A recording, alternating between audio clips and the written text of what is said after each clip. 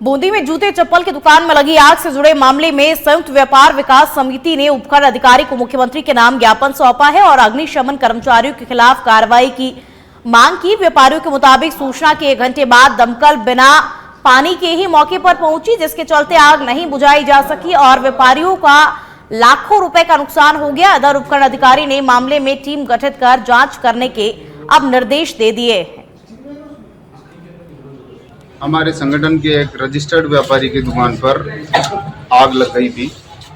आग लगने के तुरंत पश्चात नगर पालिका में दमकल के लिए फ़ोन किया गया, परंतु वहां से दमकल नहीं आई। एक दमकल आई तो उसमें भी पानी नहीं था और वो भी वापस चली गई। फिर पुलिस प्रशासन और आमजन के सहयोग से पूरी दुकान की आग बुझाने में कम से कम 2 से 2.5 घंटे लगे। उसके बाद आग पर काबू पाया गया। आज उपखंड अधिकारी को माननीय मुख्यमंत्री महोदय को ज्ञापन दिया गया है व्यापार संघ की ओर से कि पीड़ित व्यापारी को इसमें सहायता प्रदान की जाए। और चलिए अब खबरों में आगे बढ़ते हैं। झुंझुनू जिले के पंचायत समिति में ब्लॉक परियोजना प्रबंधक रेणु कुमारी को एपू किए जाने के बाद ये मामला और भी ज्यादा गहरा हो गया है। मंगलवार को दूसरे दिन भी बड़ी संख्या में महिलाओं ने विरोध प्रदर्शन किया और स्थिति तनावपूर्ण होने पर चुड़ावा पुलिस को मौके पर बुलाया गया। एक तरफ बीपीएम के समर्थन में महिलाएं हैं तो दूसरी तरफ उन पर आरोप लगाने वाली महिलाएं भी वहीं मौजूद है। वहीं मामले की जांच के लिए डीपीएम राहुल महला भी पंचायत समिति पहुंचे और दोनों पक्षों को सुना। उन्होंने कहा कि मामले की निष्पक्ष जांच की जाएगी। इधर बीपीएम रेणु कुमारी ने अपना पक्ष रखते हुए कहा कि उन पर लगाए गए सभी आरोप गलत है।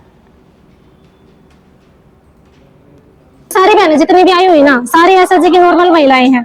कल जो महिलाएं आई उन्होंने ज्ञापन दिया, हमने कोई आपत्ति नहीं जताई, लेकिन उन्होंने सारे आरोप गलत लगाए हैं बीपीएम मैडम के ऊपर।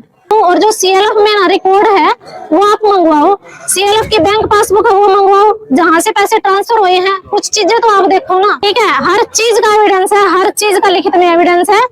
जितने भी सीएलएफ के पदाधिकारी जो पहले थे ना, उन्होंने और इसी मेंबर ने इतना फर्जीवाड़ा कर रखा है जिसकी कोई हद नहीं।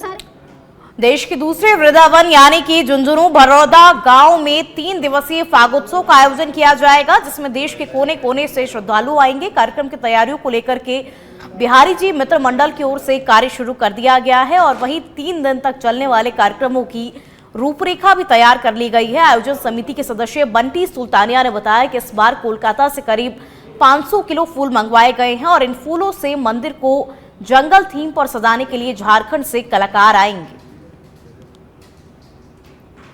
मार्च 2025 से 11 मार्च 2025 तक बाबा श्री पुरुषोत्तम दास जी का जन्मोत्सव एवं फागोत्सव हर साल की भांति इस साल भी मनाया जाएगा।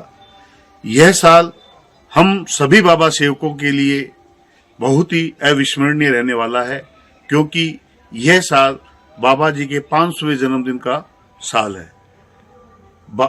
इस एकादशी को 10 मार्च 2025 को बाबा जी का हम 500वां जन्मदिन। के कामा से खबर अब आपको बता दें, घटिया निर्माण पर ग्रामीणों ने विरोध किया है। सड़क निर्माण कार्य में घटिया सामग्री लगाने का आरोप लगाया गया है। ग्राम पंचायत सरपंच और ठेकेदार पर मिली भगत का आरोप लगाया गया है। कामा क्षेत्र के घिलावटी गांव का ये पूरा मामला आपको बता रहे हैं। घटिया निर्माण पर ग्रामीणों ने इसका विरोध किया और देखिए, विरोध किया भी जाना चाहिए। सड़क निर्माण कार्य में घटिया सामग्री लगाने का ग्रामीणों ने आरोप लगाया है, क्योंकि ये सड़क बनती है और फिर बार बार टूट जाती है, जिससे गांव के लोग हैं वो भी परेशान होते हैं।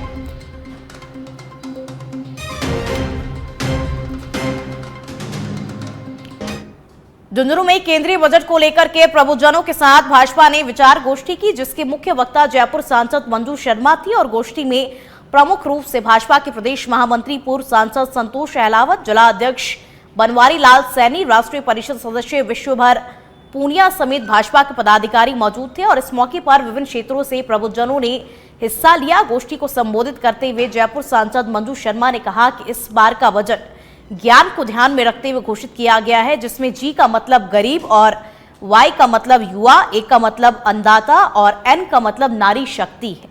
बजट में गरीब और मध्यम वर्ग का भी विशेष तौर पर ख्याल रखा गया है। प्रधानमंत्री जी ने दुनिया में अपना नाम, अपने देश का नाम और सबसे ज्यादा जो भारतीय दूसरे देशों में रहते हैं उनका जो सम्मान बढ़ाया है, उस पर हम सबको गर्व करना चाहिए। और ये तभी होता है तो पहले तो वो देश की चिंता करते हैं, तभी तो दूसरों की चिंता करें। उसी को उस बात को ध्यान में रखकर इस बार का जो बजट दिया है उसको ज्ञान की संज्ञा।